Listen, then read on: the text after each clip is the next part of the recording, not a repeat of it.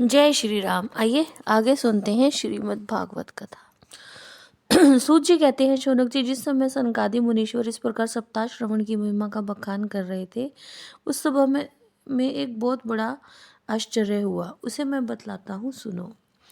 वह तरुण अवस्था को प्राप्त हुए अपने दोनों पुत्रों को साथ लिए विशुद्ध प्रेम रूपा भक्ति बार बार श्री कृष्ण, गोविंद, हरे मुरारी, हे नाथ, नारायण, वासुदेव आदि भगवत नामों का उच्चारण करती हुई अकस्मात प्रकट हो गई। सभी सदस्यों ने देखा कि परम सुंदरी भक्ति रानी भागवत के अर्थों का आभूषण पहने हुए वहां पधारी।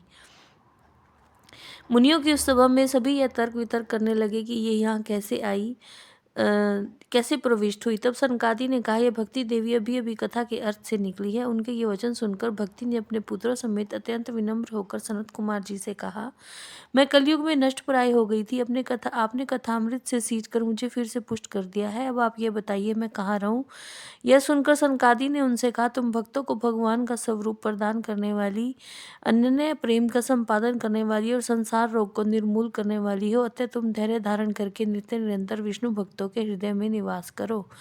ये कलयुग के दोष भले ही सारे संसार पर अपना प्रभाव डालें, किंतु वहां तुम पर इनकी दृष्टि भी नहीं पड़ सकेगी। इस प्रकार उनकी आज्ञा पाते ही भक्ति तुरंत भगवत भक्तों के हृदय में जा विराजी। जिनके हृदय में एकमात्र श्री हरि की भक्ति निवास करती है, वे त्रिलोकी में अत्यंत निर्धन होते हुए भी परम धन्य है, क्योंकि इस भक्ति की डोरी से बंधकर तो साक्षात भगवान भी अपना परम धाम छोड़कर उनके हृदय में आकर बस जाते हैं। भूलोक में यह भागवत साक्षात परब्रह्म का विग्रह है। हम इसकी महिमा कहाँ तक वर्णन करें। इसका आश्रय लेकर इसे सुनोगे तो सुनने और सुनाने वाले दोनों को ही भगवान श्री कृष्ण की समता प्राप्त हो जाती है। अतः इसे छोड़कर अन्य धर्मों से क्या प्रयोजन है।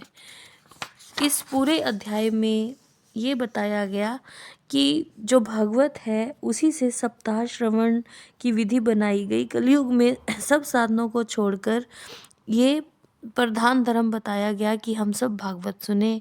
ये एक ऐसा कलयुग में भागवत धर्म जो है, भागवत कथा सुनने का जो धर्म है, दुख, दरिद्रता, दुर्भाग्य और पापों की सफाई कर देते हैं और काम, क्रोध आदि शत्रुओं पर विजय दिलाता है। इस भागवत कथा को सुनकर भक्ति भी तरुण अवस्था को प्राप्त हो गई अपने दोनों पुत्रों के साथ, और फिर प्रेम में भक्ति बार बार गुणगान करने लगी। श्री कृष्ण गोविंद हरे मुरारी, हे नाथ नारायण वासुदेवाय। श्री कृष्ण गोविंद हरे मुरारी, हे नाथ नारायण वासुदेवाय।